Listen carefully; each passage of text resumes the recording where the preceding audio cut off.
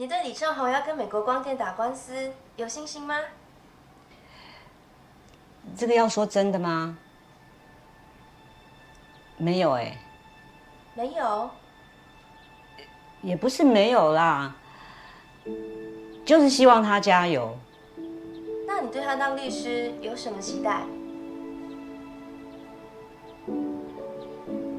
有饭吃就好。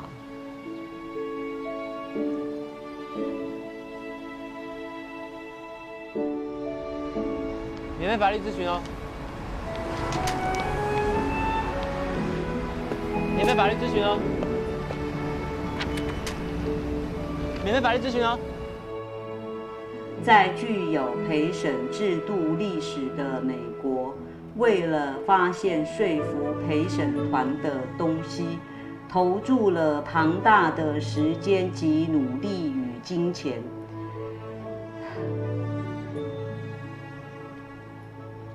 录音暂停，录音结束。Record 2018-0528下划线35 MT 3452.29.1个键。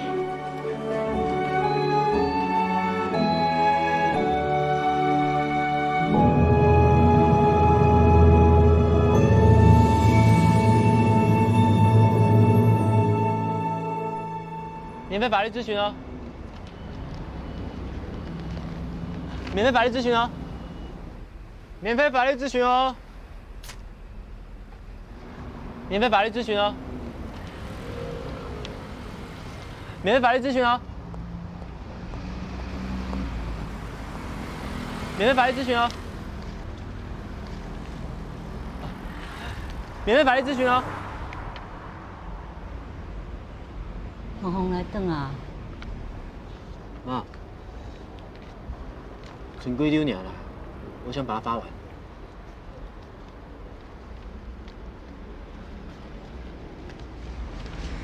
免费法律咨询，免费法律咨询哦。免费法律咨询。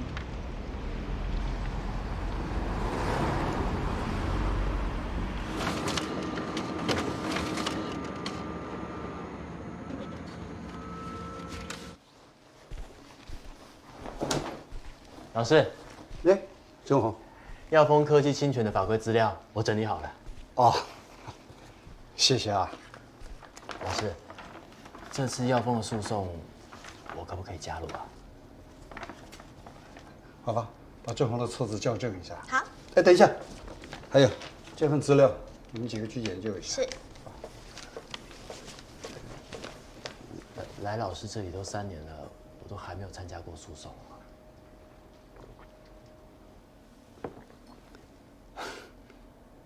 正红啊，你眼睛不方便，诉讼真的不适合你。但是呢，我很仰赖你对法规和案例的分析研究，你就在这方面呢，多帮帮老师的忙。老师，还有啊，下午再麻烦你帮华芳带一下法律咨询的班啊。耀峰这个案子，我要他一起开会。啊。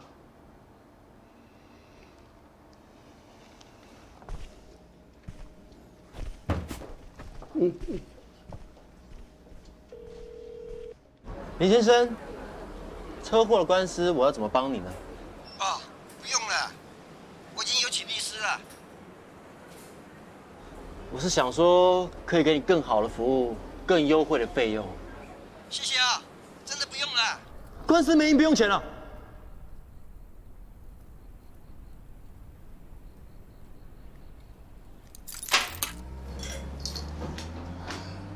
妈，不要每次都嫌东嫌西的，哪有100分的房子呀？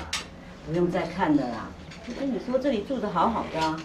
你膝盖不好，要换有电梯的房子啦。我比较喜欢爬楼梯，顺便还可以运动运动。住电梯大楼，你脚痛就坐电梯，想运动你就爬楼梯嘛。哎呦，你好不容易才存这么一点钱，就要拿去买房子，不要啦。你真的很固执哎。不然你的故事从哪里来？感谢各位医师报名参加 DMT 止痛疗法课程。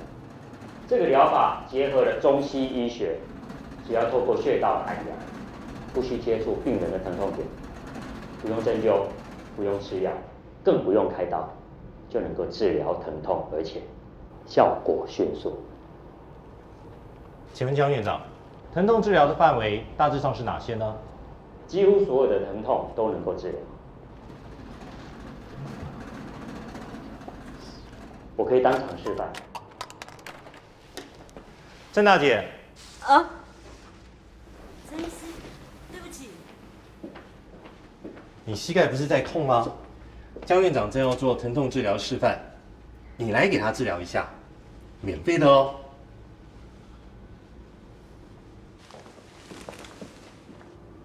郑大姐，请问你哪个膝盖在疼痛？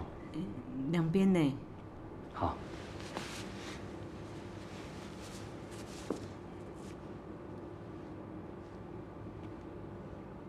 江院长，陈医师说学费是60万，我已经准备好了。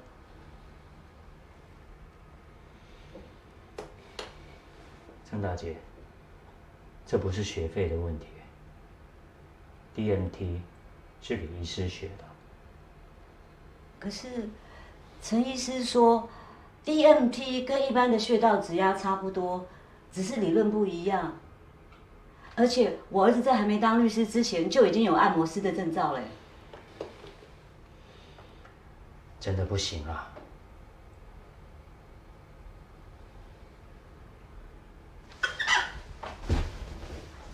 郑大姐，你起来了。江院长，我年纪都这么大了，我真的不知道还能照顾他多久。可不可以请你破例一次收他当学生？他是个律师，可以自己照顾自己的。他是律师，但是他也不是律师。什么意思啊？你会请一个瞎子当你自己的律师吗？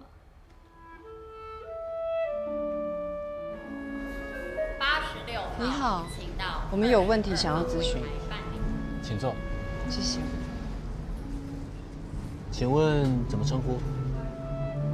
我姓叶，旁边这是我妈妈。是，叶小姐，叶妈妈，麻烦请先填一下资料。好。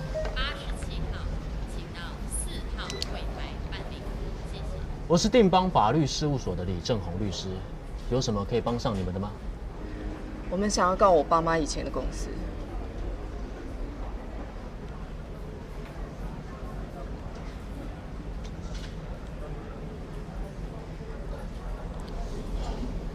公司怎么了？因为公司的化学废水造成叶小姐的爸爸罹癌去世，她妈妈也是在这间公司上班，现在也因为同样的原因得了癌症。玲玲，这是一个简单的民事求偿小案子。公司不接小案子。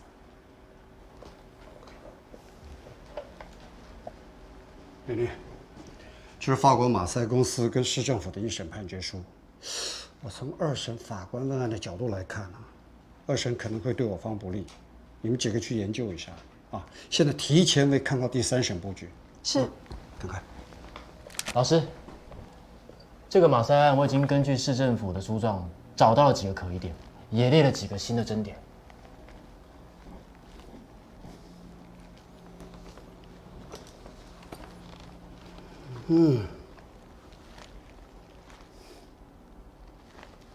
分析得很好。老师，叶小姐这个小官司，可不可以让我来试试啊？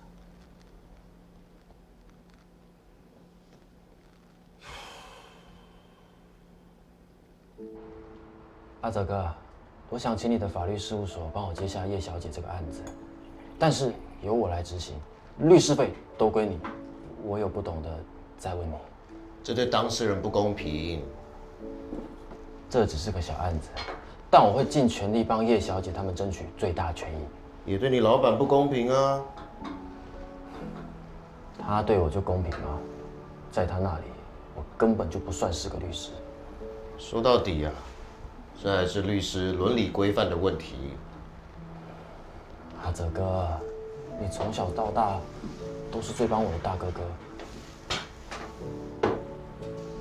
那我最常讲什么啊？伴手我有带了。哎呦，不是这个啦，我不是不帮，我是不能帮。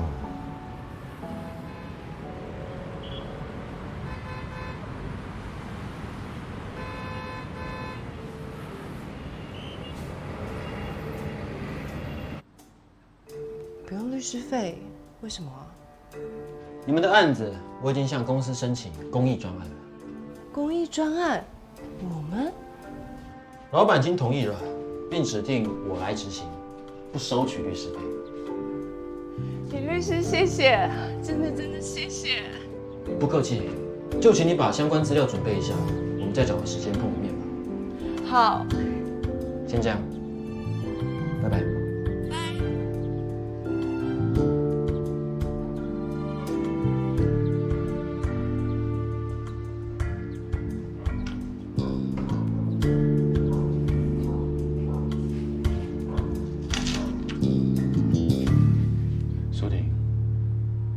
人家是跨国大企业，你就别去浪费时间，好不好？但有争取才有机会啊。那你知道打官司要付的代价不是只有律师费吗？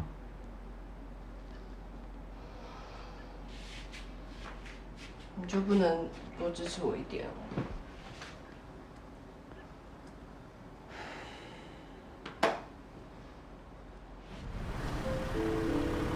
李律师，我是叶淑婷，我到你家楼下了。妈，我已经是律师了，你不要再叫我去学按摩了。这不是一般的按摩哎，妈妈试过的，江院长只按我2个穴道，我的膝盖一下子就痛。那又怎样啊？普通的按摩10分钟只能赚100块，这个 DMT 哦，按一次可以赚几千块。妈，我是律师，不是按摩师。我当然知道啊，但是多会一个功夫就可以多赚一点钱啊。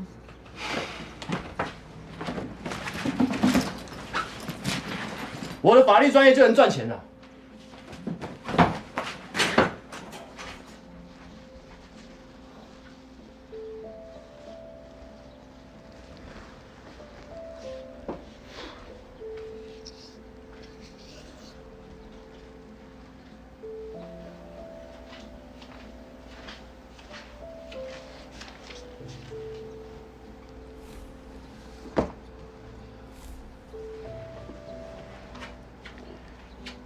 妈，这本交叉询问的艺术，再请你帮我录一下，谢谢。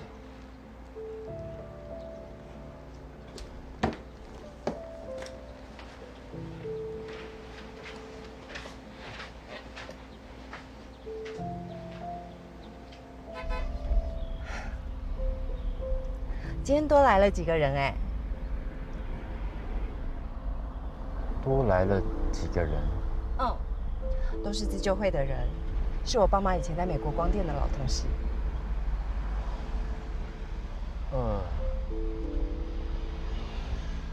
只是他们现在不只是老同事，还是癌症病友，都是因为这间公司。哎呦，这先生一下，我看到了，律师来了，律师来了，律师来了，律师来了，律师来了，来，律师来，脱鞋脱鞋，这边，来，这边请，这边请。啊，律师怎么是个盲人啊？靠腰嘞！啊，出来这个清明来，真的是律师哦。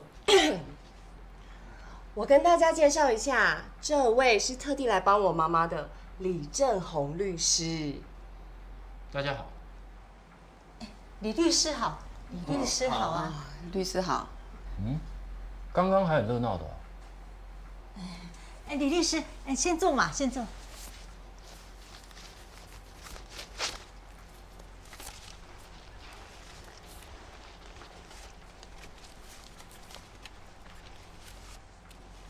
定邦法律事务所，全台湾最大，你们当中有谁也是盲人的，请出个声。大家都看得到啊。我看不到当律师，你们看得到当劳工。李律师，李律师，李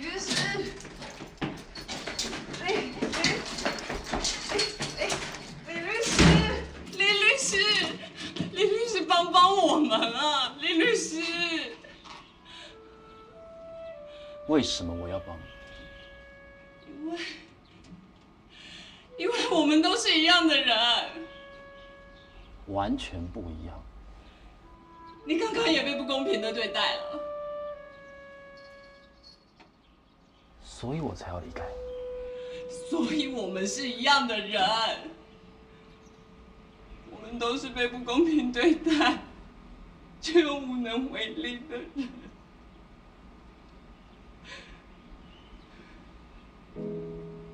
李律师，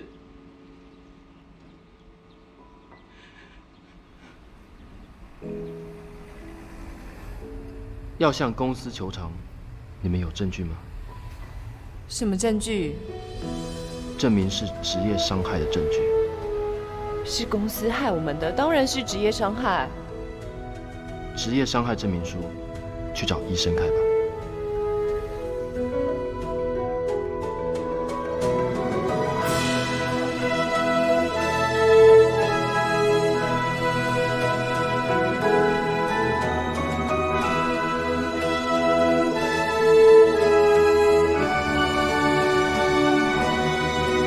目前我们并没有直接的证据可以证明张春莲的癌症是职业伤害。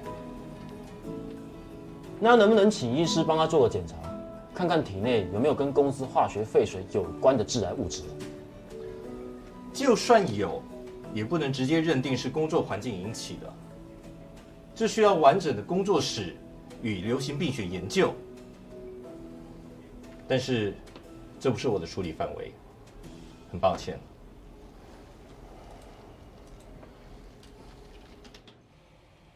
拿不到证明，就不能跟他们求偿吗？我们都是美国光电的员工，也都得了一样的癌症，这不就能证明了吗？李律师，接下来我们该怎么做啊？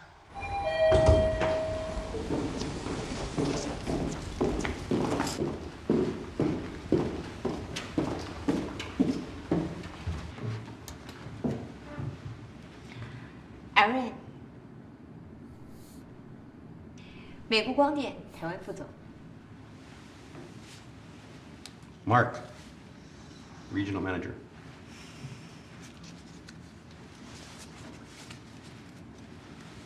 李正宏律师。定邦法律事务所，是赵定邦大律师吗？是。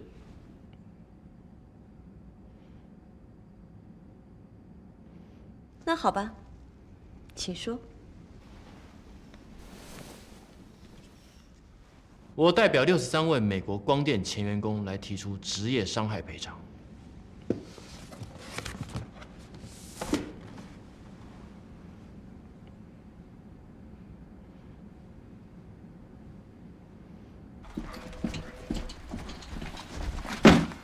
你在搞什么鬼啊？老师，什么事啊？你到美国光电去干什么？帮朋友死在球场。你是跟我作对呀？啊？我没有啊。没有？你不知道我是美国光电的法律顾问啊？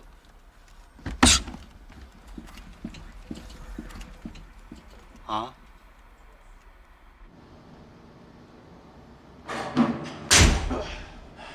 完蛋了，打到自己老板。是不会完蛋了，再怎么样他都是你老师啊。阿哲哥，如果我被开除了，就去你那里上班吧。你开玩笑，我要的钱可以请正妹，或是请眼睛看得到的。我请你干嘛？真直接。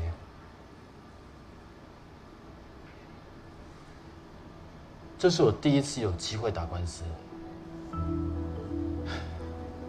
我跟你说，打官司其实就是一场生意，要得好的做。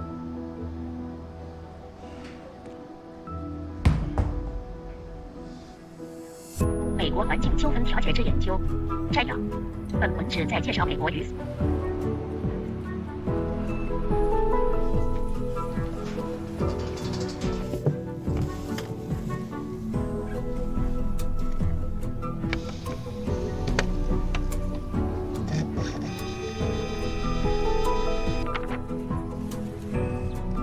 开始麦克风录音。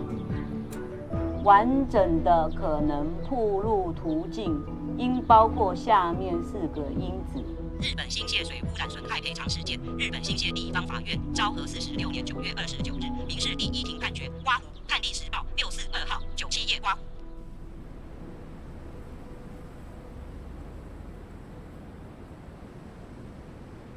妈，我感觉对你就歹势。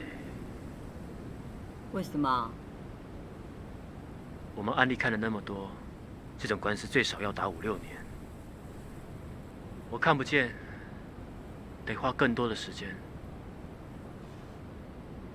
如果你想继续，妈还是会帮你的啦。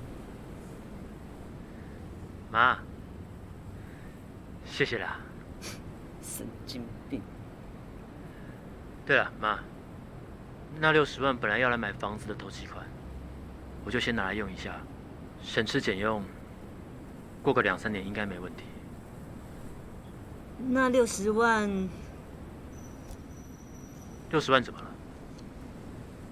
拿去缴 DMT 的学费啦。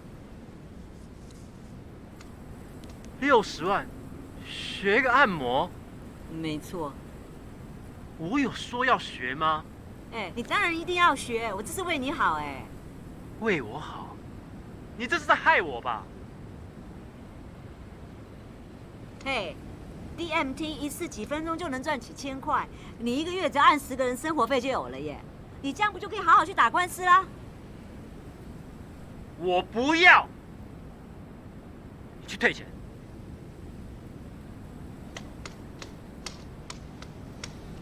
我也不要。李占宏，你要去哪？家在这啊。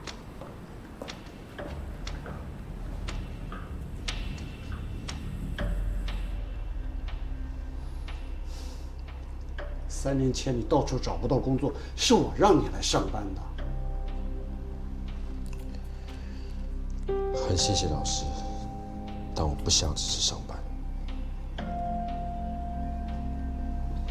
就这么想打官司啊？总有些人我可以帮点忙。这世界不公不义的事太多了。法庭里没有公义，要公义去找上帝。打官司只有法官相信谁？那我就让法官相信我。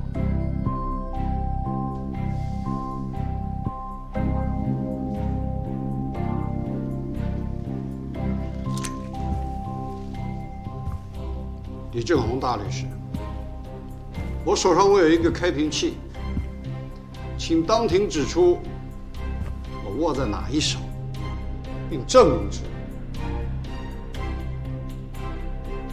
老师，听上，左手。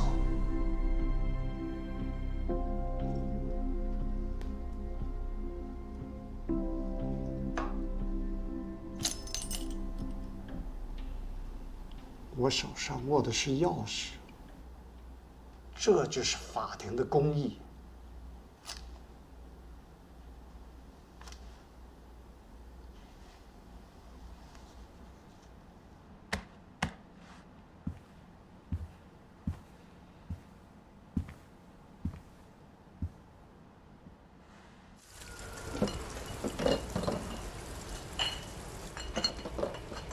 请问你们现在还有真人吗？有，老板在里面。哦，好，谢谢。客气。查美国光电！政府带球场！保护职业劳工！正义的伸张！彻查美国光电！政府带球场！保护职业劳工！正义的伸张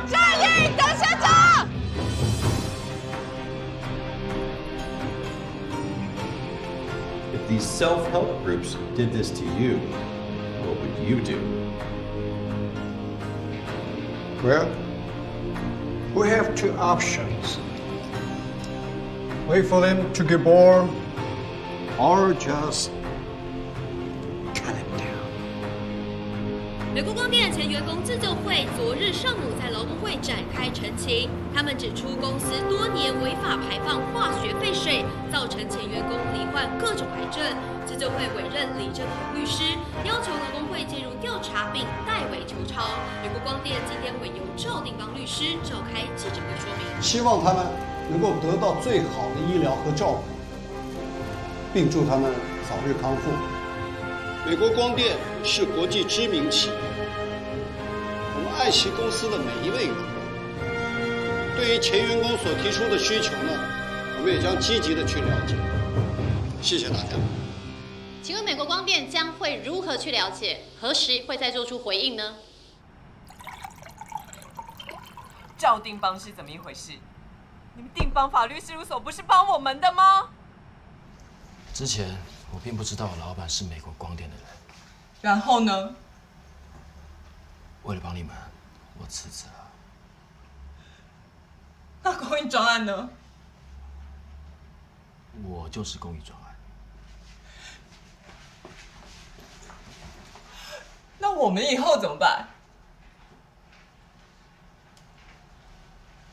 到目前为止，是谁让社会官方站在你们这边的？打得赢你老板吗？定邦法律事务所全台湾最大。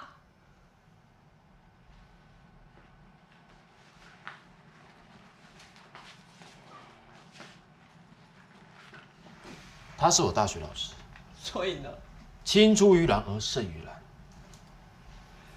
你不要跟我耍嘴皮子，不然你以为律师靠什么打官司？李律师，这事关几百人的权益和生死，你不要跟我开玩笑。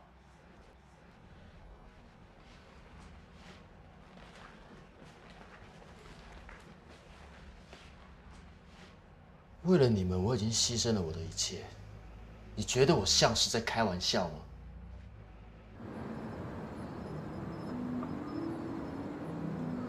你真的有能力帮他们吗？明眼的律师都不一定有办法。还是去跟赵老师道个歉？然后再回去做文书处理吗？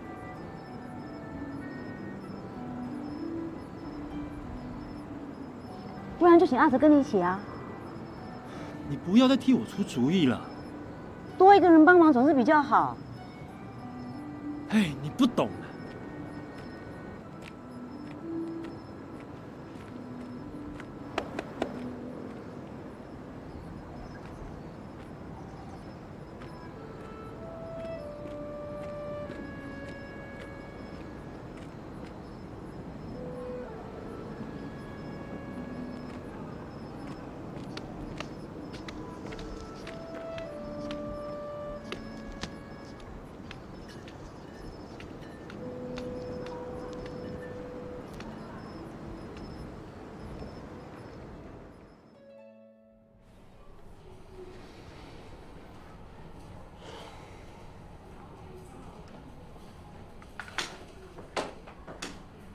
李律师，叶小姐，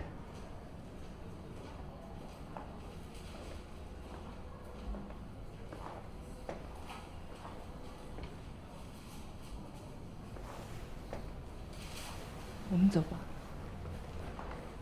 李律师，你们自救会的陈情会理还在研议，能不能请你们帮个忙，快一点？就我的经验，你们希望劳工会介入来代为求偿，这于法无据，也没有权利，是比较不可能啊。我建议你们直接提告比较快。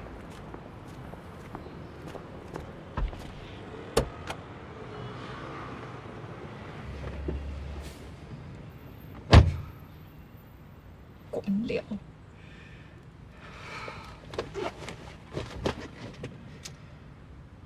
现在确定对美国光电提告的有多少人？531。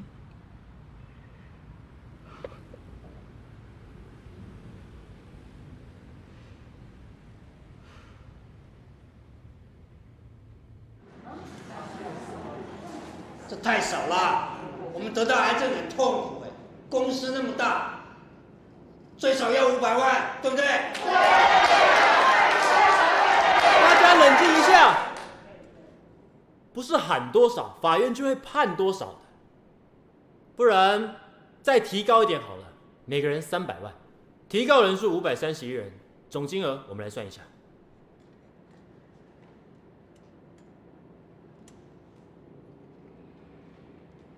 15.93亿。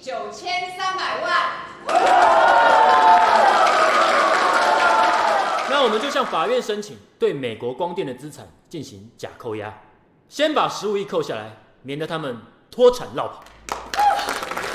但有2点要先跟大家说明：打官司，法院是要先收钱的。第一点，每个人求偿300万，那每人就要先向法院缴交大约3万元的裁判费。第二点，申请假扣押是要缴交担保金的，总金额是求偿金的1/3，5亿3100万。啊，5亿耶，这太没有道理了吧？官司都还没有打就输嘞。走了，大家先等一下，大家先不要走啊，我们可以一起想办法。大家先等一下，先等一下。不要说5亿啦，我们连5000块哦，都是我们癌症的救命钱呢。我拜托你啦，你那么聪明，你一定要帮我们想办法啦！拜托你啊，拜托你啊！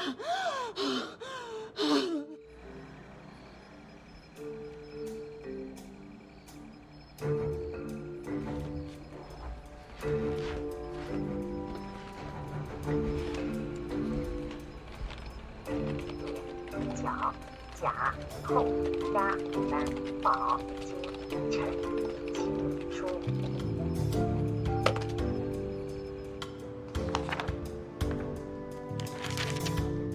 一张纸就可以改变531个人的一生，请您帮个忙，发个公文给法院，帮帮这些可怜的受灾劳工吧。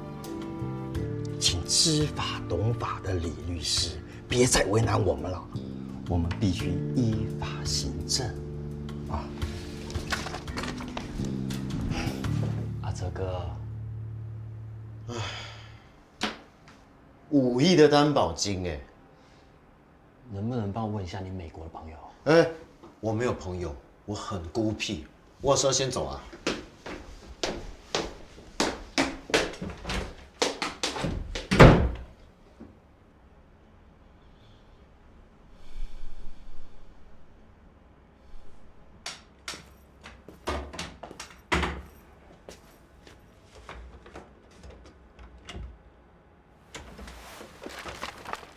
哎呦！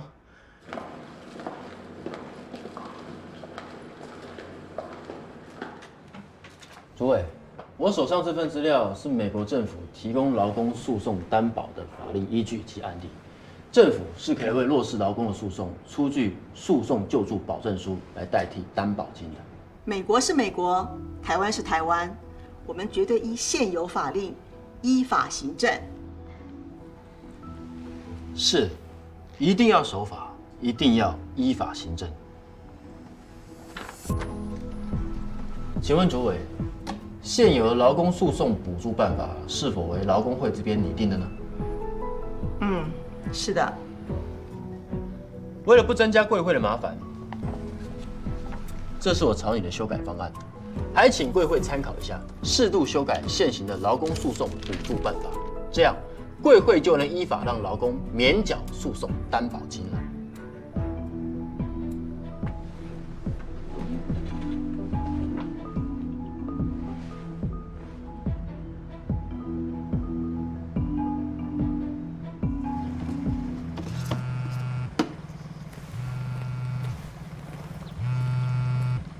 喂，妈，你跑去哪了？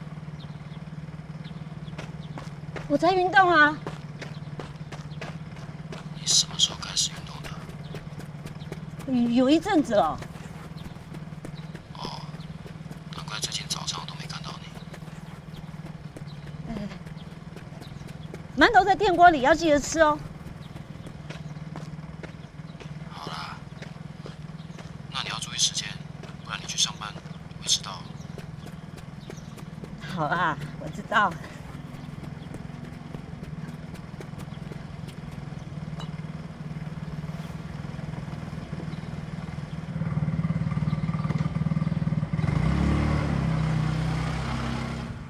喂，赵律师。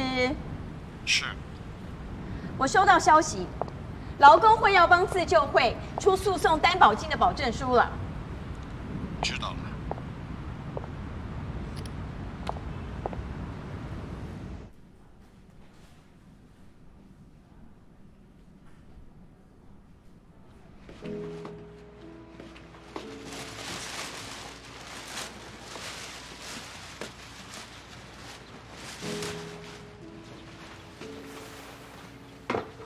妈，你真的不用来了，还要请假？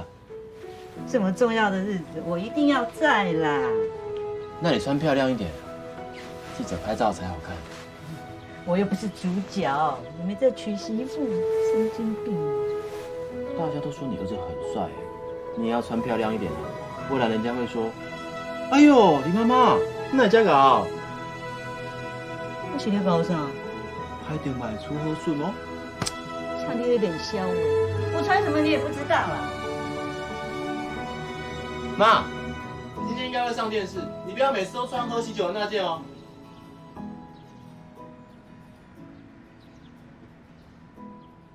美国光电立即赔偿！美国光电立即赔偿！请问自救会怎么拿到劳工会的保证书？台湾首例，美国光电前员工自救会获得劳工会出具诉讼救助保证书，免缴假扣押担保金。今日由李正宏律师前往地方法院，对美国光电在台资产申请假扣押，并对美国光电提起职业伤害民事求偿诉讼。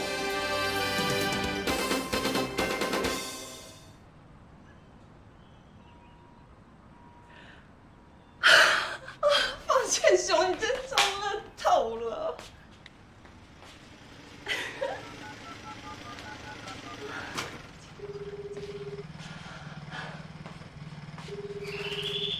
美国光电自救会，喂，学弟，怎么样？什么事？没事啊，回家再跟你说。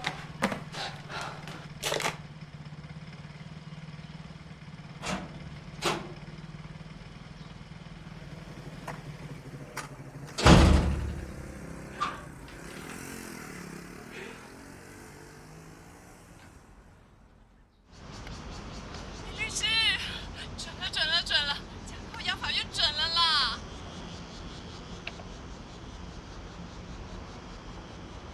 恭喜，拜拜。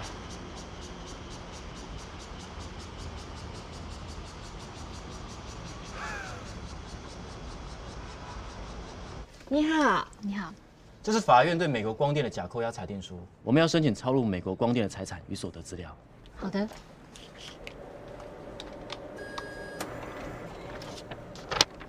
好了。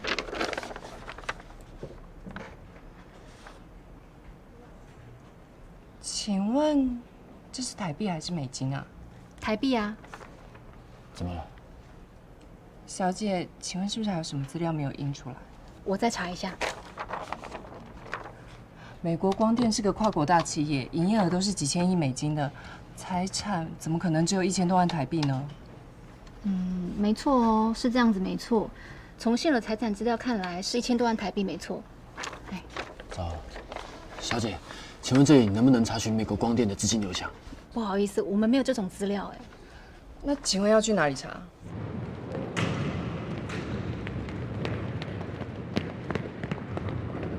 先生、小姐，不好意思，美国光电专案属于机密事项，我真的没有办法提供任何相关内容给你们。小姐，美国光电害自救会的人都得了癌症，如果他们脱产了，这群人就拿不到钱救命。拜托你们帮个忙好不好？不好意思，我不能违法。对，你们这群公务员个个都不违法，你们只会违背良心，你们真的太过分了！冷静，请你出去！碰我不出去！冷静！啊！你放开我！小姐，不要动了！光去年就有43个恐龙判决。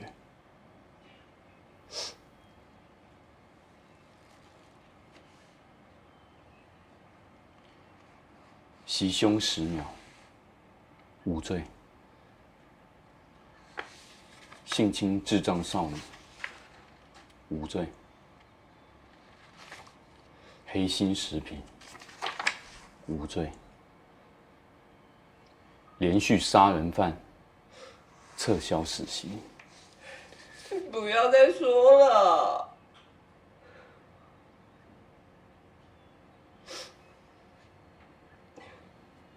也许没有人收买你的正义，但是你躲得掉恐龙法官吗？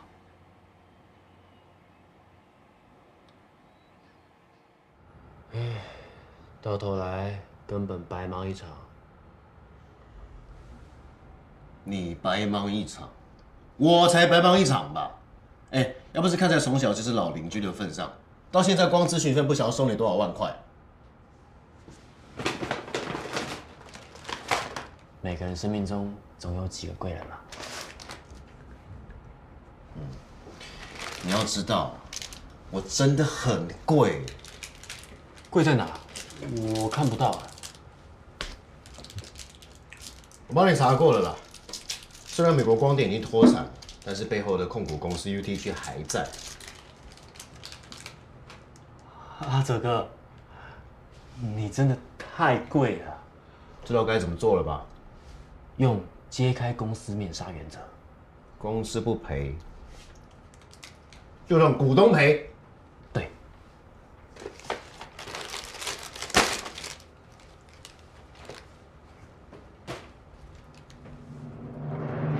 请原告进行陈述。君上，被告美国光电股份有限公司违法排放化学废水，造成原告自救会成员罹患癌症或因此而死。原告根据民法向被告求偿15亿9300万元。原告起诉不合法，请君上裁定驳回。法庭请保持肃静，请被告陈明理由。原告欠缺当事人能力，请君上裁定驳回。怎么欠缺当事人能力啊？你现在是眼睛瞎了，我们都是当事人哎。就是说，都有靠美国光电的能力。安静，坐下。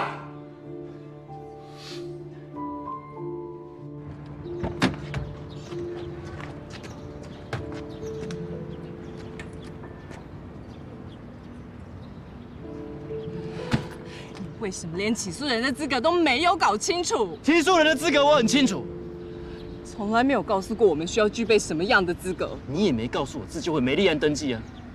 我们怎么会知道要立案登记呢？尽力补正会员资料，尽快登记吧。法官只给我们10天的补正期耶，这些会员散布在全台各地，有些甚至病重的没有办法行动。我现在连资料补齐的时间都不够了，我还怎么去登记？这是为上诉二审准备的。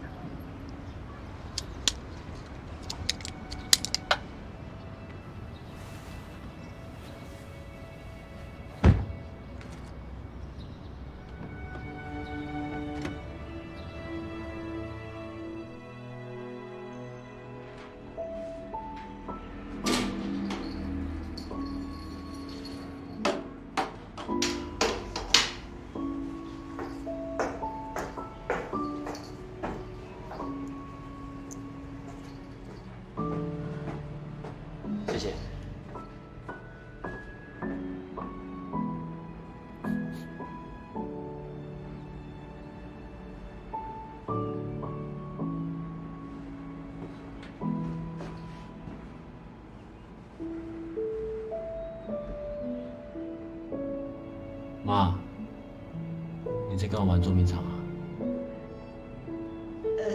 没有啊，哪有？你是不是膝盖又痛了？对啦，就一点点啦。来，帮你揉一揉啊。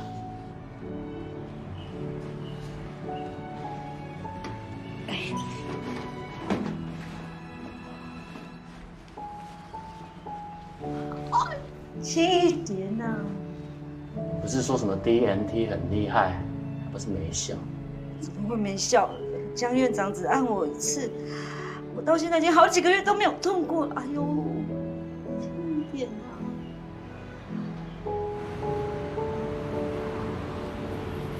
美国光电前员工自救会未依法成立社团法人，也未能于10日内补正资料，原一审判决驳回其对美国光电之起诉，并无不当，因此本院判决驳回原告之上诉。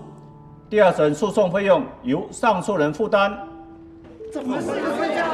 这样子，对，法官我们受害人，受害人呢，要陪着他，政府要为什么要不顾？你们判错啊你！这样。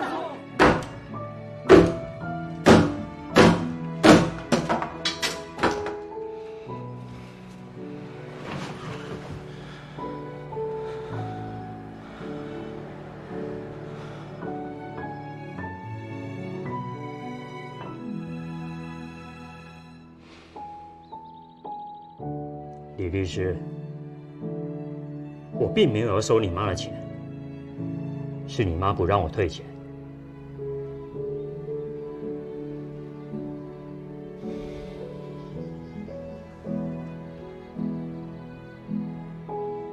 要么你就跟着我好好学，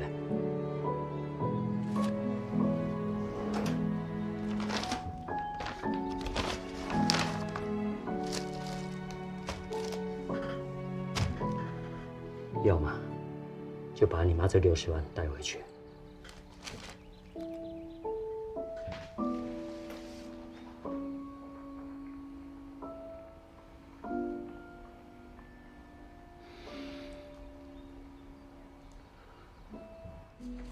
红红，你猜妈妈今天帮你买的什么？西装哎，大特价的哦。来，站起来，来试试看。刚刚好哦。妈，你过来坐一下。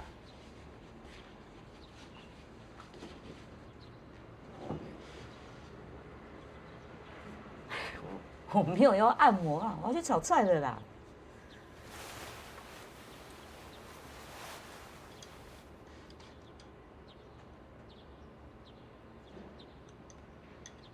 你去上课了？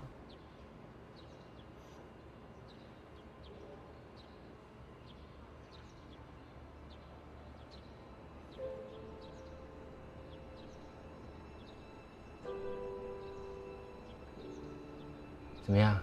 膝盖还痛不痛？我今天膝盖就没痛啊。没有痛，那我要怎么练啊？你好好去上课，妈妈等你带我去环游世界。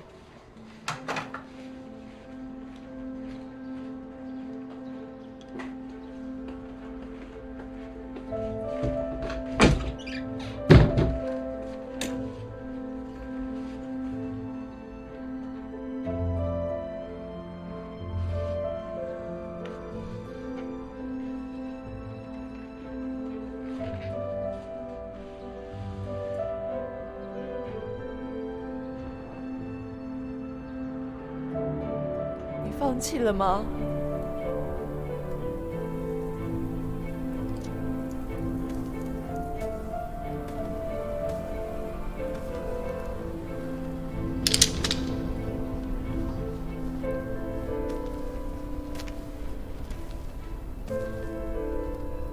你没看见我是一个瞎子吗？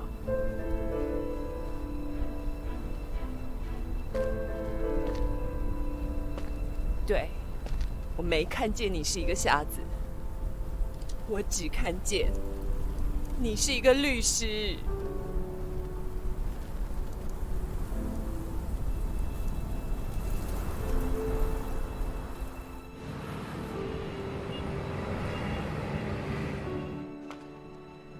你好，美国光电案上诉3审。我综合一下各位的意见，美国光电前员工自救会对2审判决，原告欠缺当事人能力的抗告，大家一致认为上诉人依法还是可以补正，是吗？是的，是的。法人立案的程序相当复杂，但是第1审只给原告10天的补正期，大家认为有明显的不相当，是吗？是的。因此同意本第3审将原判决废弃的，请举手。谢谢各位法官。原判决废弃，发回更审。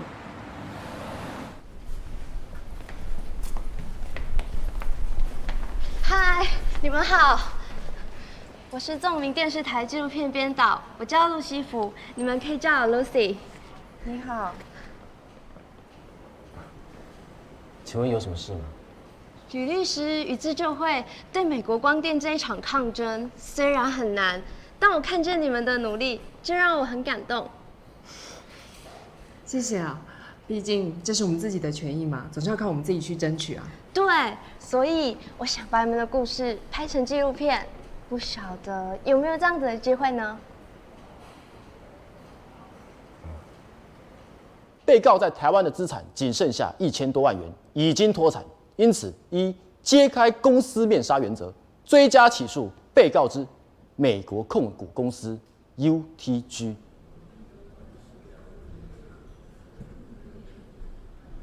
本案起诉不合法，应予以驳回。请被告陈明理由。美国光电是涉及在美国的公司，台湾法庭对美国企业没有国际管辖权。美国光电虽然是涉及在美国的企业，但它对自救会所造成伤害的侵权行为是发生在台湾，伤害的结果也是在台湾，而自救会这些劳工也是在台湾的美国光电履行雇佣契约，因此台湾法庭对美国光电有权依法管辖。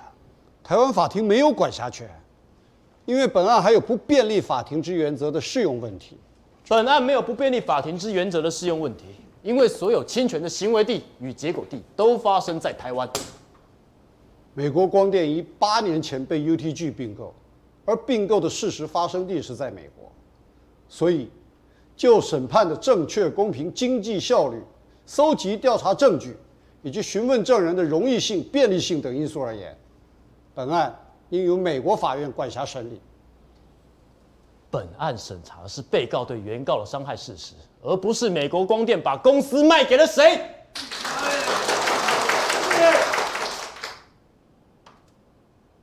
君上，原告所提出来的资料非常的多，我们需要把所有的文件通通翻译成英文，交给美国总公司阅览，以获得当事人的正确意见，来进行后续的法律攻击与防御。君上，辩方的要求不合理，只是在拖延时间。邵拉律师，你们需要多久？至少3个月。还合理，那就3个月后再开庭。是。李大律师，可以吗？可以。退庭。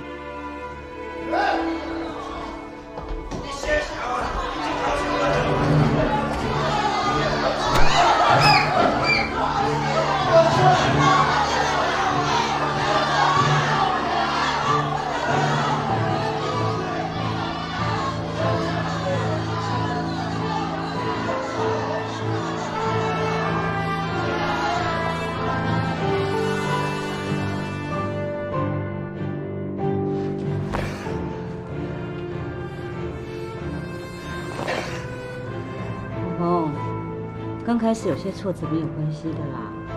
老师一直都在耍诡计，难道法官看不出来？看出来。那法官不能管他？不能，因为老师提的要求都合法。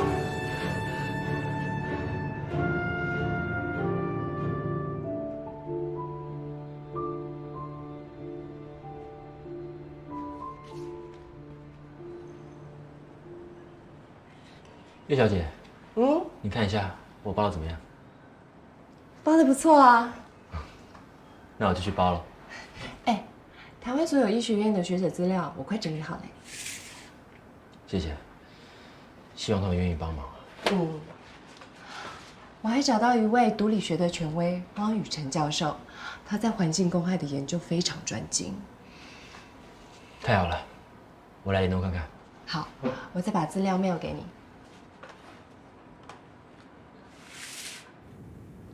UTG 不具备当事人能力，无从担任本案被告，因此不需赔偿。美国光电的股东 UTG 虽然是在美国的公司，但它就是一个公司组织，它就是一个实体存在的法人团体。所以，根据民事诉讼法第40条第3项的规定 ，UTG 是有当事人能力的，是可以当被告的。因此，美国光电根本是在指鹿为马，非常过分。李律师，我们先休息一下，再抢下去啊！我看你都要摔椅子了。不好意思。怎么会？是你辛苦了。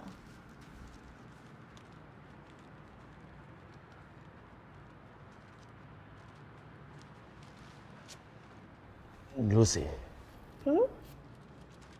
怎么啦？你很像我一个大学同学。是哦。你哪里像啊？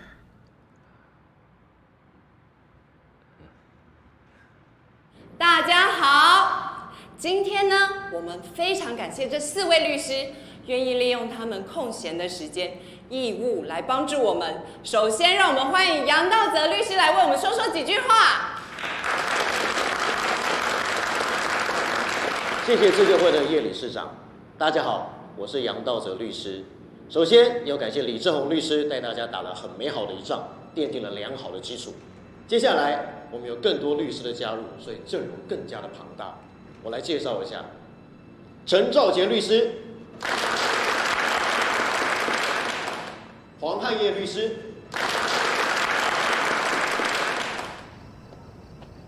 我不需要你们的介入。没有人帮忙，你们根本就赢不了，傻瓜。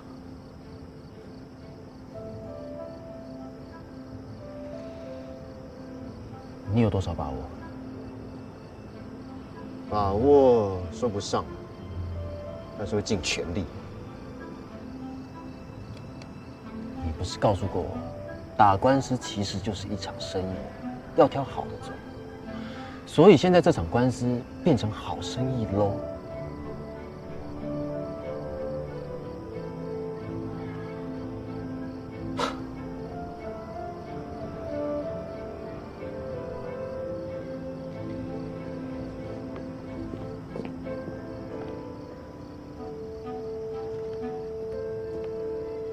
我跟你说了，要不是你妈，我根本懒得理你。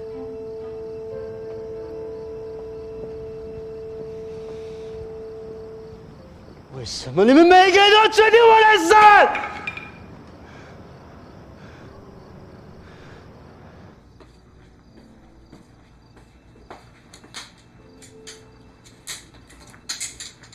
妈，你什么时候去找阿哲的？前几个礼拜啊，他怎么会答应？我就去拜托了好几次。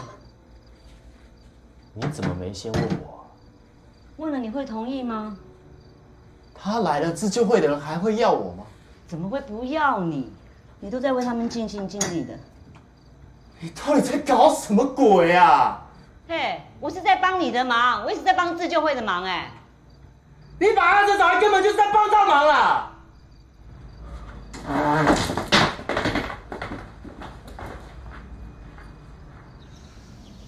自救会多了几个律师，这什么？那几个律师的资料。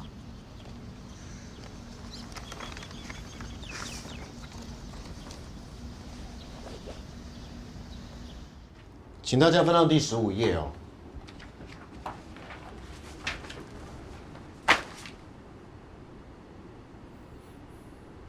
举证之所在，败诉之所在。要如何证明自救会的癌症是美国光电所造成的，是现在最关键的问题。我们从这份环保署对美国光电历年做的废水排射检测报告可以知道，美国光电总共有7种化学物质的排放，造成了地下水的污染。地下水里的7种化学物质是造成自救会成员罹患癌症的原因吗？我们要让原告一项一项的去举证。接下来更困难的是，我们还必须证明他们在所暴露的7种化学物质当中，已经达到了致癌的足够剂量。不止如此，还要再压迫原告证明，他们在这些化学溶剂的暴露是罹患癌症的唯一原因。我们根本没有人有这方面的知识，要怎么在科学与医学上举证？接着，再从个别因果关系去要求原告单一个人的举证责任，来扩大原告的举证难度。而且所有工厂营运的资料都握在美国光电的手上，我们根本无法取得，又要怎么举证啊？然后再提出对每个员工做详细的个别评估问卷，来拉长战线。所以，我们要把举证责任倒置给美国光电。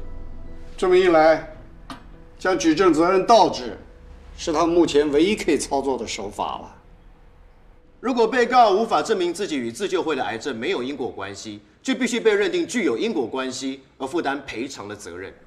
原告的论点完全没有理由，我方完全不同意。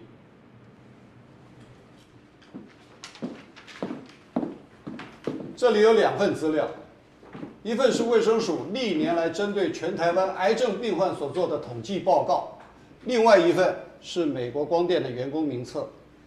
根据卫生署的资料，全台湾的民众每年罹患癌症的比例是23%，也就是说，100个人在这1年当中呢，会有23个人因为不同的原因而自然的罹患癌症。美国光电的员工在台湾的人数为12528人，罹患癌症的自救会成员人数为531人。我们来算一算，美国光电的员工在台湾罹患癌症的比例到底是多少？答案是4%。请问到底是23%比较大呢，还是4%比较大？如果美国光电的厂区能够再大一点，让台湾所有的民众都能够住在厂区里，这么一来，反而不容易得到癌症，而且大家活得更健康。到底这个案件是被告对原告的职业伤害呢，还是原告假借癌症意图诈财呢？你这个大混蛋！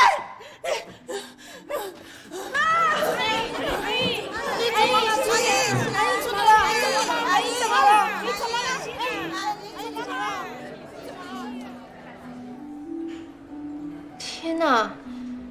美国光电居然叫自救会写这么厚的一本问卷，这里有130几页。有哪些内容？个人工作史、生活史、疾病史、职业环境暴露史。这每一部分都牵涉到各自的专业，可能他们连题目都看不懂。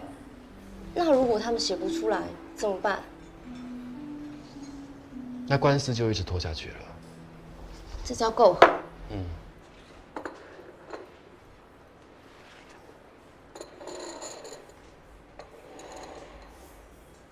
哎，对了，你为什么说我像你大学同学啊？味道。味道？什么味道？你们都有一股艾草香。哦，你喜欢他哦？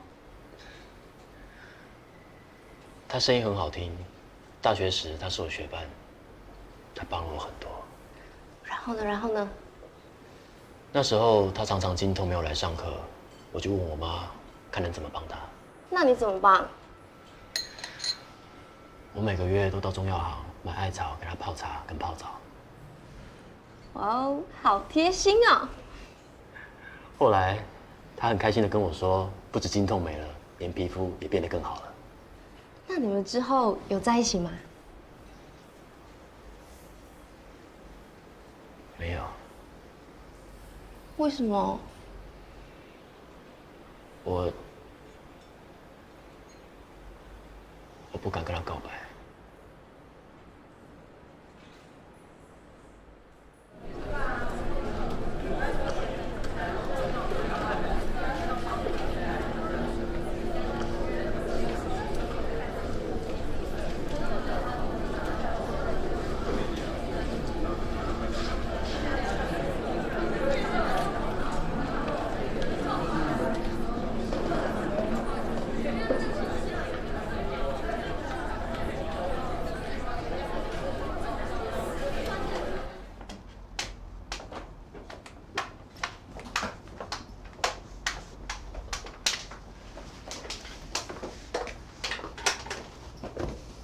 很好哦，大家问卷都做得很好哦。我真的收起了。好，律师，不好意思，你做到我问卷了。不好意思。明天还差2本，我明天去高雄医院请他们填写。好，我也齐了。大家辛苦了啊。阿红坐过去，你好吗？好，那接下来我们来讨论证人的出庭。好。律师团都已经完成问卷这不可能的任务了，但你看起来不怎么开心。累了吧？也许也有点无奈吧。也许哦。知道熬不出头的那种痛苦。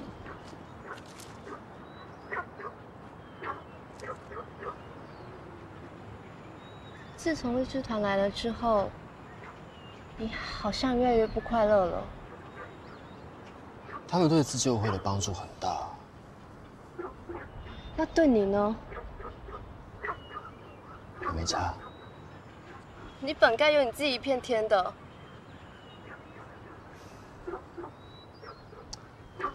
说实话，以后打官司会找我吗？不会。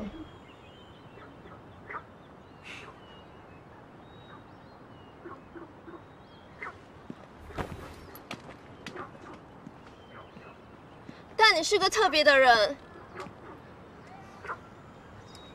废话，眼睛没瞎的都知道我很特别。那也是你的优势啊。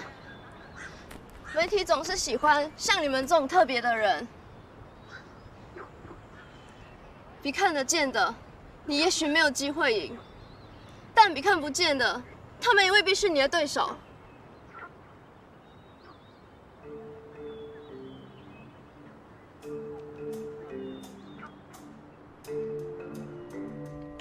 看不见实界的盲人，看不见人间的公益，空学的美国光电。证人张春莲，你得了什么癌症？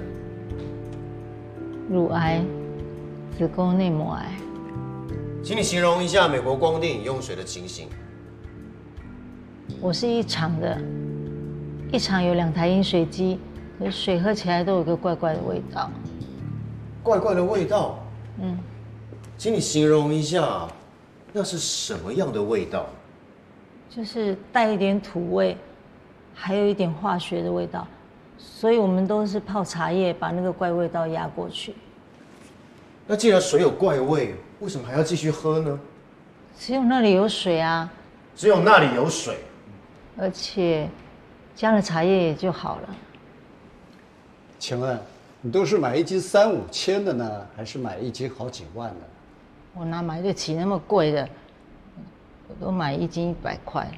哦，这么便宜啊？那是在哪里买的呢？菜市场。那茶叶的产地是哪里呢？我没问，我不知道。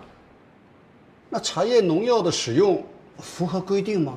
我哪知道这些啊？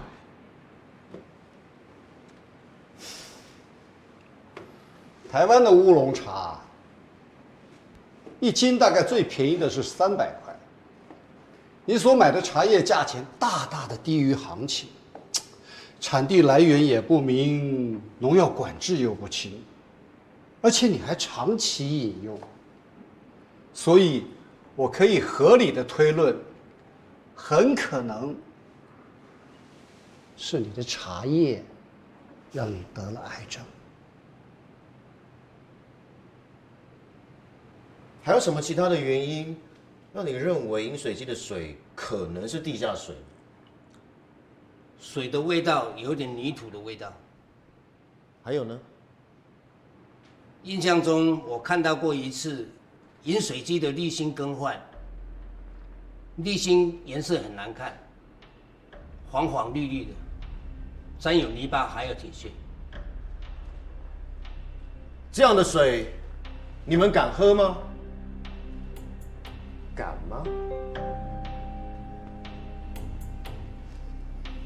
请问证人陈国强，公司饮水机的滤芯是做什么用的？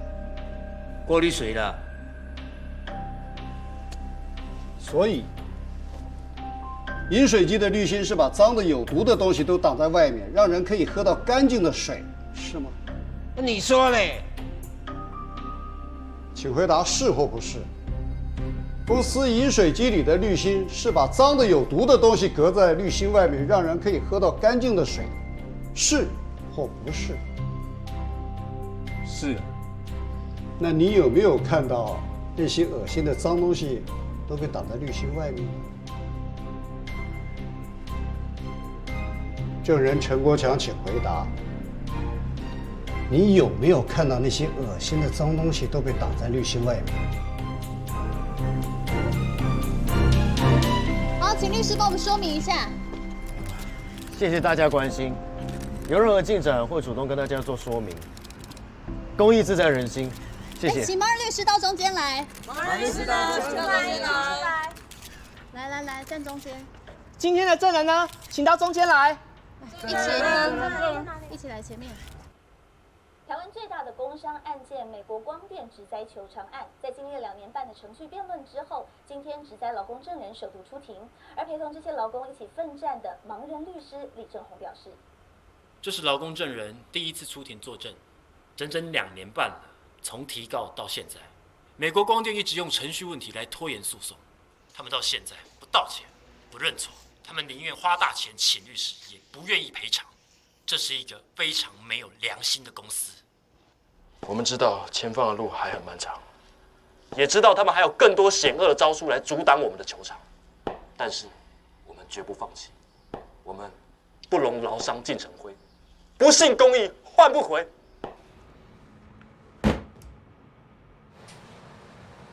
餐点来喽！不容劳伤进成灰，不信公义换不回。你好让人感动哦。谢谢，只是说出心里的话而已。你真的很有媒体的吸引力啊！哎，我看也只是昙花一现吧。不会啊，你只要持续的创造议题，媒体就会继续关注你。会吗？我又不是什么名人。你虽然不是什么名人，但你却是个有故事的人。无论这一场官司最后是胜诉还是败诉，都会是最后的赢家。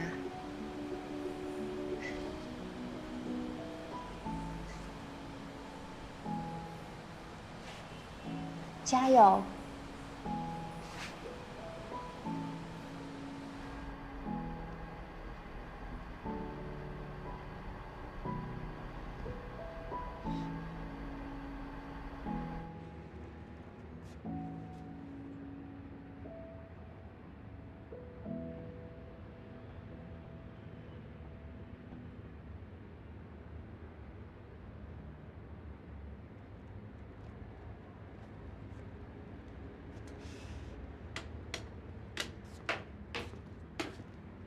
李律师，你们提出的诉求目前事务上有些困难，但是我们内部会进行研究。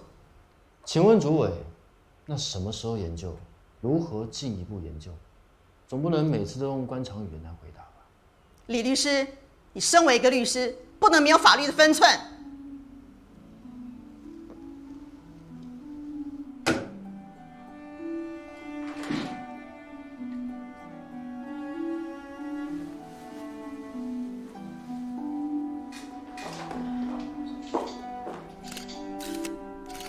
我没了法律分寸，不是律师。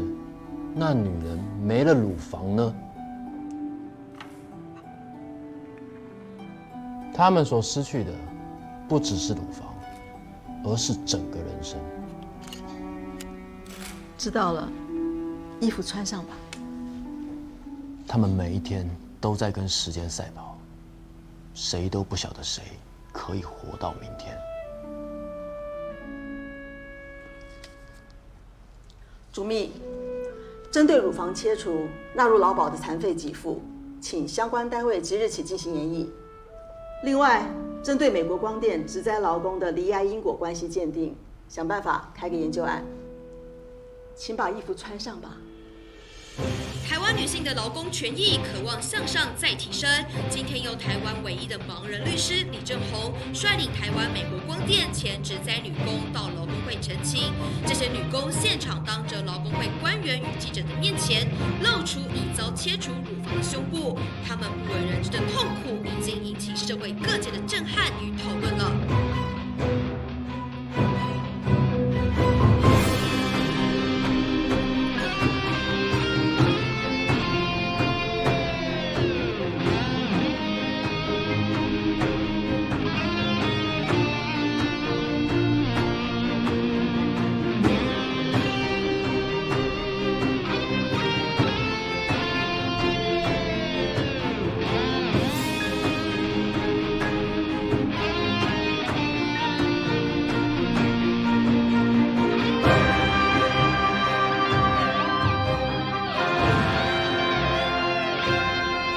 王教授，我正在忙，晚点再回电话给你，可以吗？哦，好，你先忙。谢谢王教授，拜拜。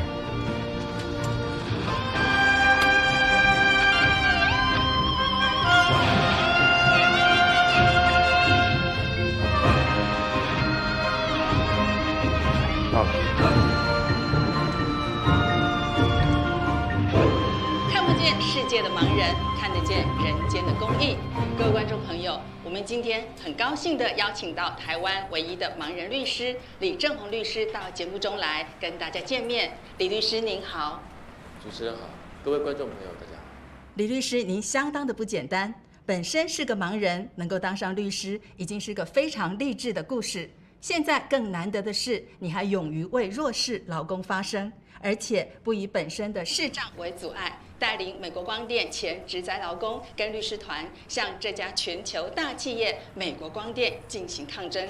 这样的精神与作为非常令人佩服，真可以说是台湾的劳工战神。谢谢，主持人真的过奖了。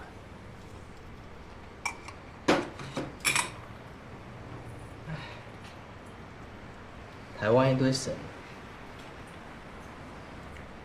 这案子啊，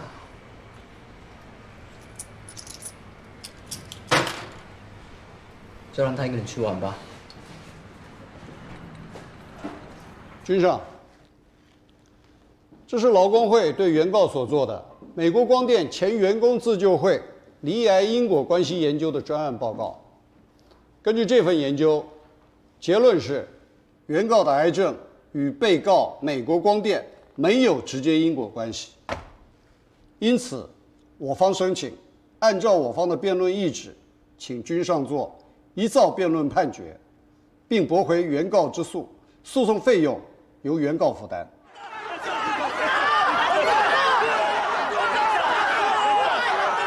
美国光电对台湾劳工伤害这么大，在社会上有极差负面的形象，请问你为何还继续替他们伤害台湾劳工呢？为一个所谓的好人来辩护很容易，为一个大家所谓的坏人来辩护很难。身为一个律师，如果因为一个人不被欢迎、被人讨厌，就在法律上放弃退缩的话，我们的司法制度将会彻底的崩坏。哎！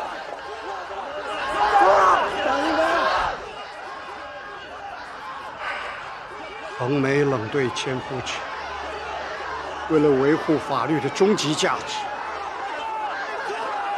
绝不退缩。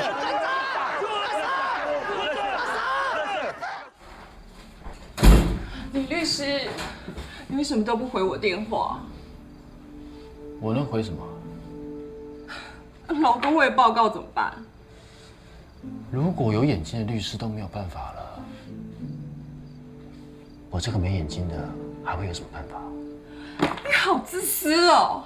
你从来没有真正的关心过我们啊！你根本就不配做一个律师。叶小姐，请问你就真正关心过你的丈夫、你的女儿吗？你在乎的是打赢官司吧？你想的是报酬吧？你就配当一个妻子、一个母亲吗？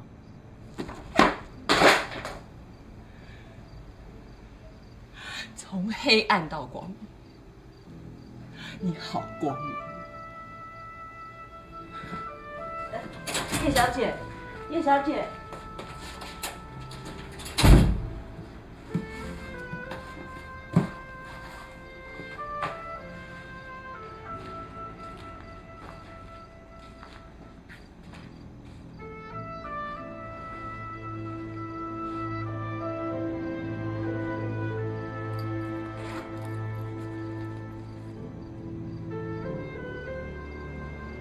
是什么？100万，电视台给我的资料。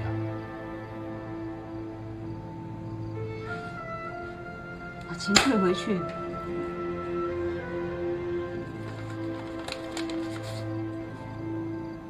我能赚更多的钱，这不就是你想要的吗？妈妈支持你当的律师，不是这种律师。你哪里支持我？我哪里没有支持你？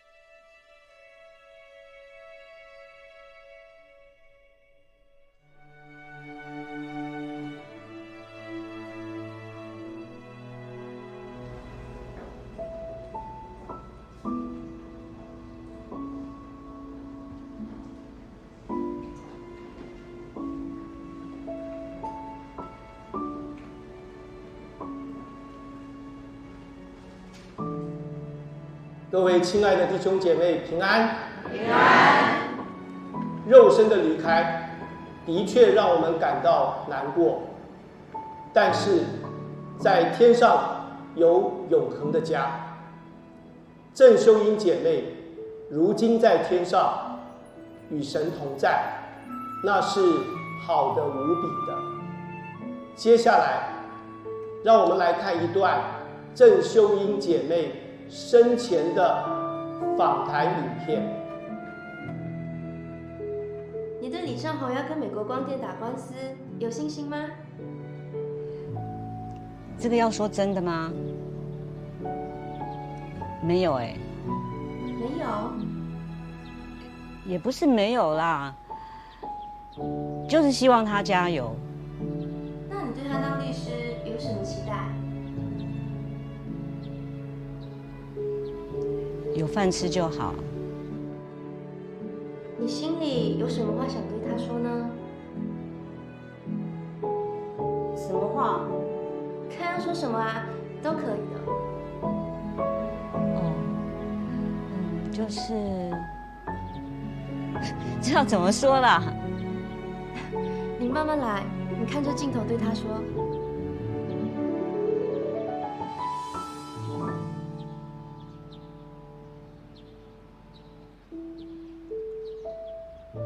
妈妈永远都支持你。还有其他的吗？其他的哦，就是叫他不要为钱烦恼。我有为他去上另外一个班。上什么班啊？这个不能讲啦，这个你要剪掉。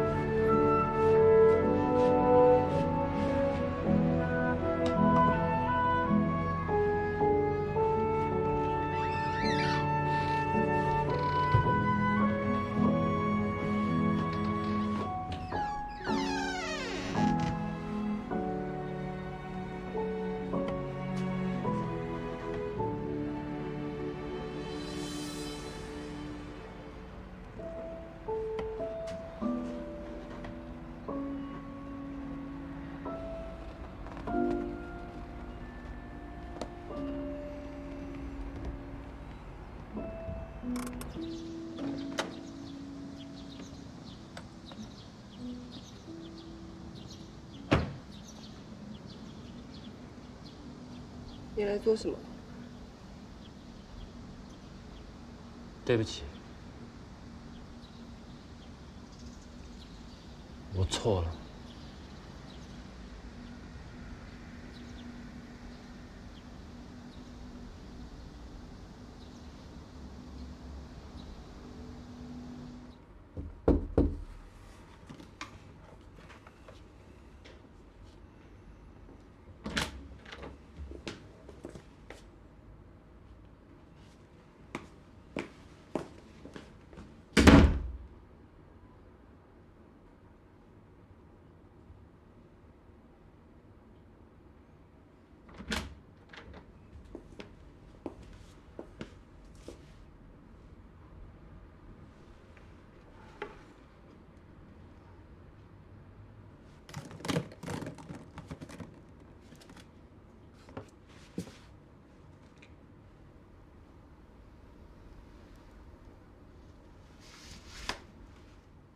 赶快进来，冷气跑光了。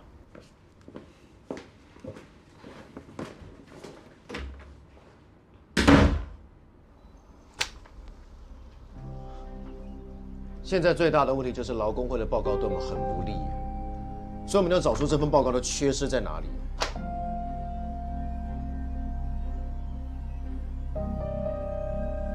请问是李正宏律师吗？是，请问你是？我是汪宇成教授。汪教授，您好。我同事有把你说的美国光电前员工的癌症因果关系问题告诉我了。不好意思，我一直在美国，现在才回复你，真是不好意思啊。所以，劳工会的报告就是因为这种取样的偏差，才会得出自救会成员的癌症发生率远低于工厂外的一般民众吗？是的，根据我的研究，劳工会报告中针对自救会成员的罹癌率跟罹癌死亡率都低估20%。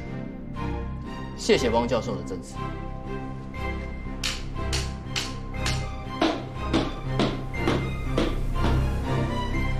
所以，劳工会的报告，就算是9位权威学者的共同研究，也不可能是100%的正确，是吗？是的。您确信没有任何一种研究方法是100%精准的？根本不可能有100%这种情况。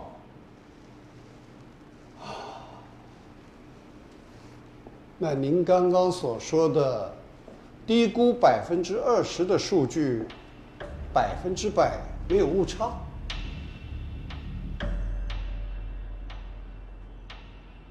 也许换个方法试试看。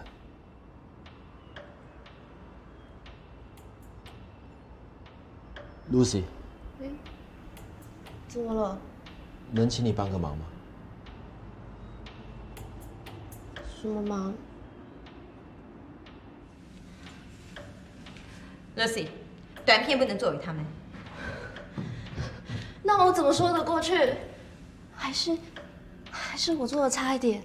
不行，再差都会有风险，那会从整个情感面影响到法官的心证。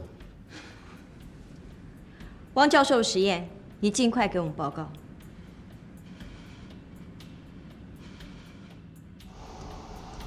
这里是针对美国光电地下水化学污染物质所做的老鼠实验区，非常感谢汪教授。目前进行到第2个月了。这里的老鼠全部都是这次案子的吗？是啊。当时美国光电生产线的用水是自来水还是地下水？自来水。大公司美国光电呢，自来水用量怎么会比小规模公司还要少呢？我们是全球性的企业，节约能源本来就是我们基本的责任。那为什么工厂会有地下水的管路配置呢？自来水有时会不稳定，或是停水的时候就必须引进地下水，不然工厂的作业就会停摆。这是停水的月份，与平时做比较，这些公司的用水量有大幅度的下滑。为什么美国光电在这些月份用水量跟平时差不多，只有很轻微的减少呢？停水是局部地域性的，他们停水，我们不一定停水。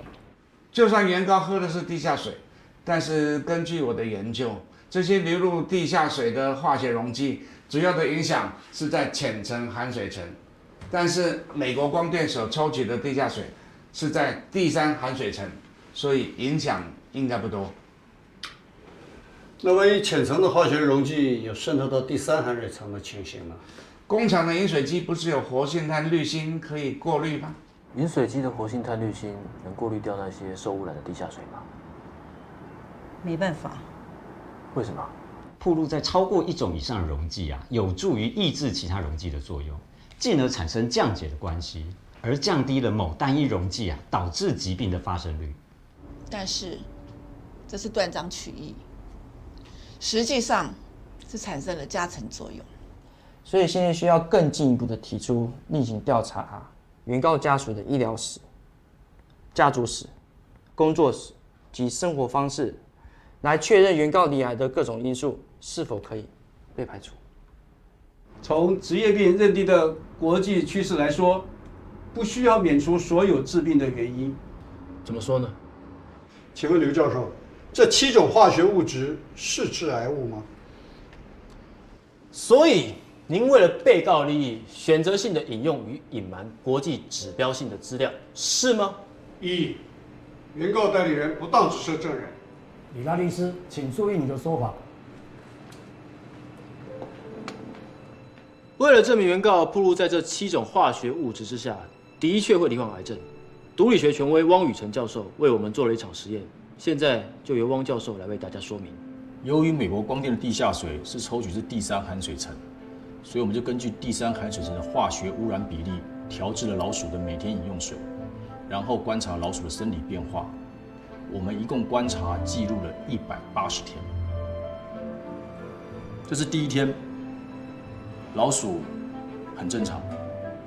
这是第30天，老鼠的皮肤突出了肿瘤的小颗粒。这是第60天，老鼠的皮肤突出了肿瘤的中颗粒。这是第120天，老鼠的身体已经严重变形。这是第150天，很多小老鼠已经支撑不下去，开始死亡了。我们这次实验的结论就是，每一只老鼠身上都有2种以上不同的癌症。母鼠60%有乳癌，70%有生殖系统方面的癌症。因此，根据本实验可以证明，原告所暴露的7种化学物质与罹癌的一般因果关系。君上，原告汪宇成涉嫌作伪证，他的证词不足采信。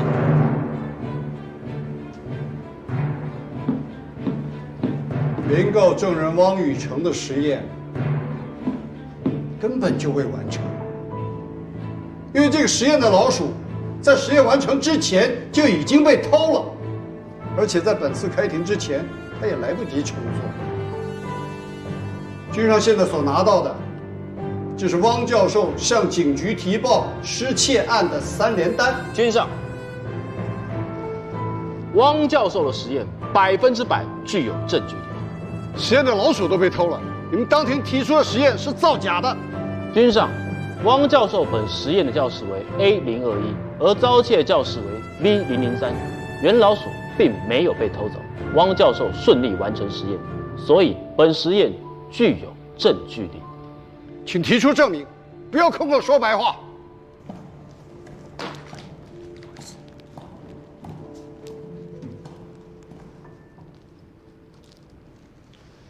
这是本实验从第1天到第180天在 A021教室的录影记录，可以证明汪教授的确完成实验。目前原告仍旧回避个别因果关系的举证，至今仍然不能证明原告离病与美国光电之间具有直接因果关系。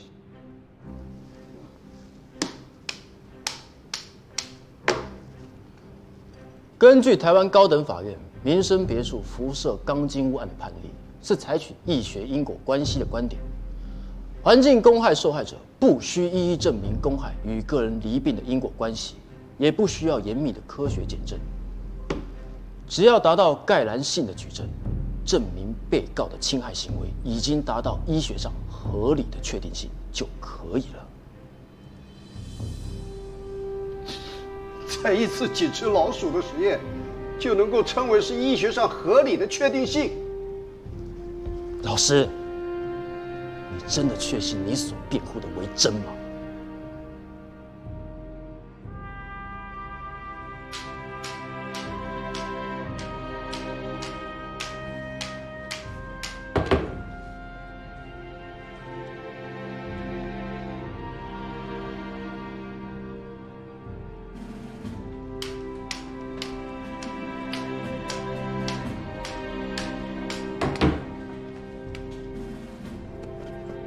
这是按照原告当年饮水机的化学污染比例所调制的水，也经过活性炭过滤了。跟原告当年一样，这水有点味道。我带了老师最喜欢的茶，放点茶叶就没味道。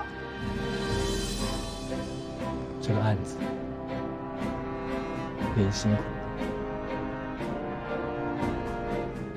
请老师喝口茶。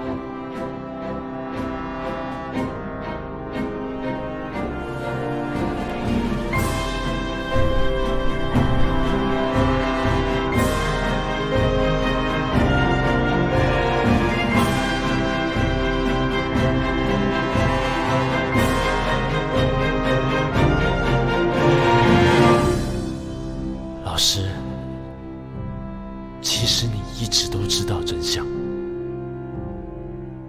身为一个律师，不需要知道真相，除非真相对当事人有利。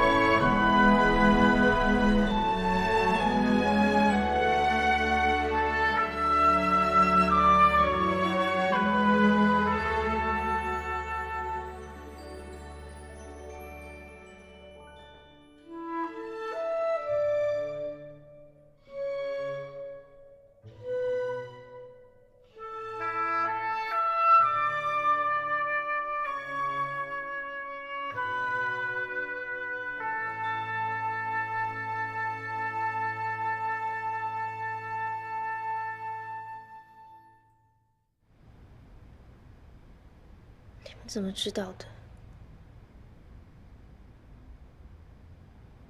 严爱玲为什么会来你的工作室？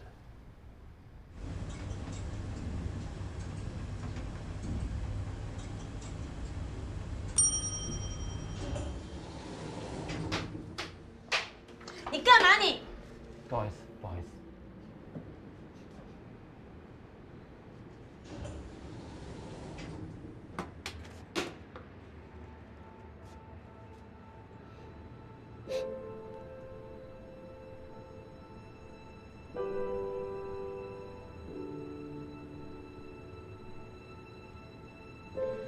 艾瑞，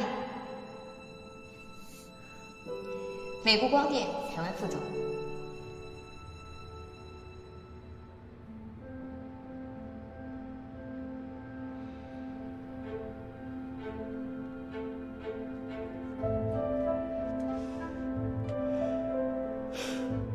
访谈啊，纪录片原本就要顾到两边的观点。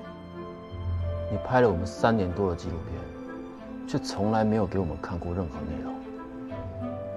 邀请你提交短片来当开庭证物，你也交不出来。我电视台工作忙，我查证了电视台，你早在3年多前就离职了。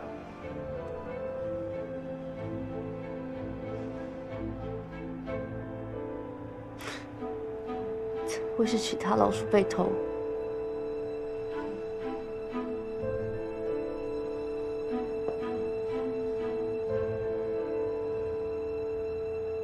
我请汪教授一起演了一场戏，故意演给你看。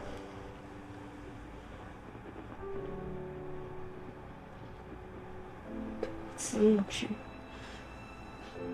我是在为这个官司增加一个胜诉的条件。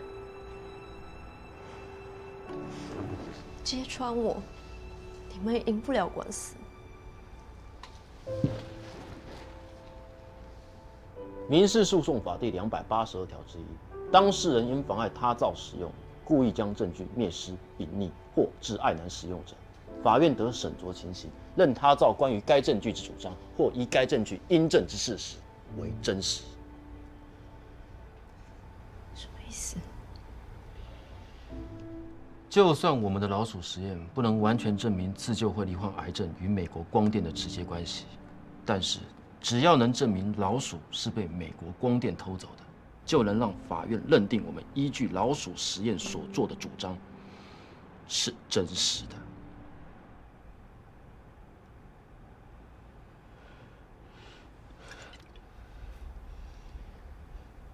你为什么这么做？大姑姑，我真的没有办法再当卧底了。 Hello, David. What's going on with Lucy's movie plans? Yes, we proposed it to the film company. They love the idea. The investment is probably reaching $1 million US. They showed interest in meeting Lucy, so when will she come to the United States? Okay, I'll book her a ticket. Thanks a lot. All right, see you. You need this opportunity. You got to keep doing this. 你太自私了吧！